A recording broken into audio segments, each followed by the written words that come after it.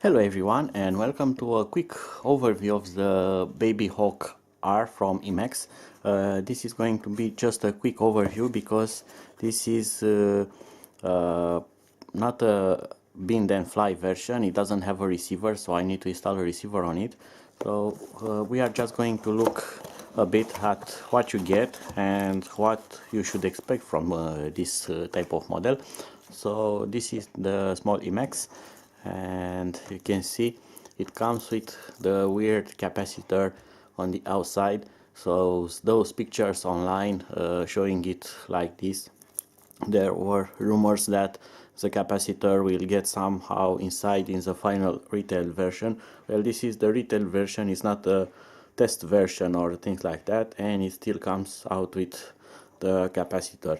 So good thing will be to install this somehow inside and use some wires or things like that, or replace it with a smaller cap and fit it between the power distribution board and flight controller. That's another idea. Or use two capacitors, one next to the other, and fit them between the plates. It's possible, it's doable, but this is not very smart. And also I don't like how the wires are sticking out. They are going to be prone on being hit when you crash land this, and you can break the power distribution board along with this capacitor. The receiver is not installed on this version, but they did solder the three wires that should go into your receiver, which is nice because it's easier to solder these three wires than solder them on the board there where it's more cluttered, and you don't need to remove all this canopy.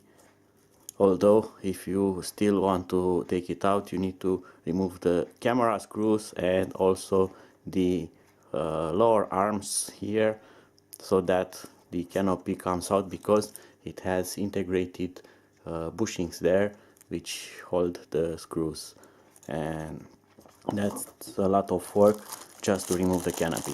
Inside the box you are going to get also the OSD command, the remote, which has 5 switches, and it's made by Foxeer.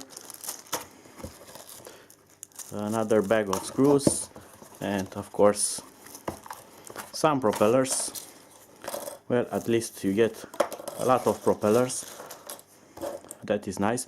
The propellers are using some newer design beside the big pitch they present. I also have a finishing touch here, a small fin that should improve things a bit.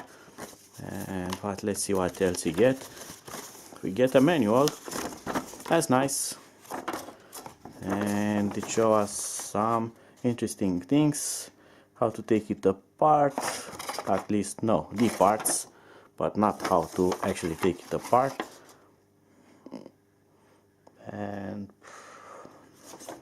only specifications, not a lot of things. And yes, the camera on the quad, it's a Foxeer, beside the command panel that is installed. This is the Aero Mini or Aero Micro.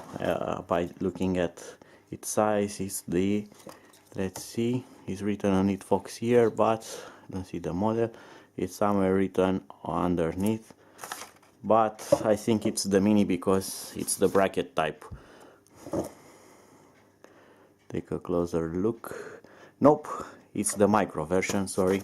That's sorted. So this camera has an OSD, you can program a lot of things, and it's nice that it comes with a manual which explains each of the settings that are present, including ranges that you can set the camera for.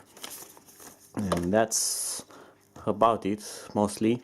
I need to get a receiver for it. Actually, my receiver is on the way, and it should be here in a week approximately.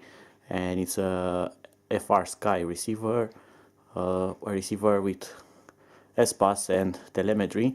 So I'm hoping that I can get telemetry from this onto the transmitter, which is going to be very interesting.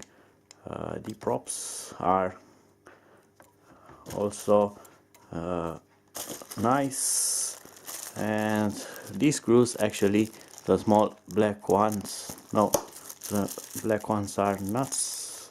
Oh, we have screws and nuts and a lot of things. You should use 2 screws to secure them on the motor shaft.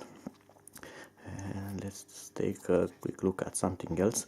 There were some mini quads with this type of motors and propellers, and they were hitting the canopy. Let's see. So there's plenty of clearance there. There's no way this could hit, and in the rear there's a lot more space.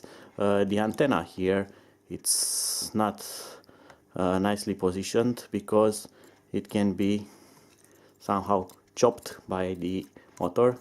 The canopy does have here some holes, and maybe I can route the antenna through one of those, probably this larger one, so I can take this metal part through it, or I can place another hole somewhere, but I tend not to, and anyway, move this away from the motors. There you go. The Babyhawk R should be functional in about a week, so I'm going to do then another part of, let's say, this review video. I'm going to call this a first part, but it's just an overview to see what you get inside and how it looks and what it needs to work. So be sure to follow my next uploads. I'm going to install the receiver and prepare it for some fun. Until then, bye bye.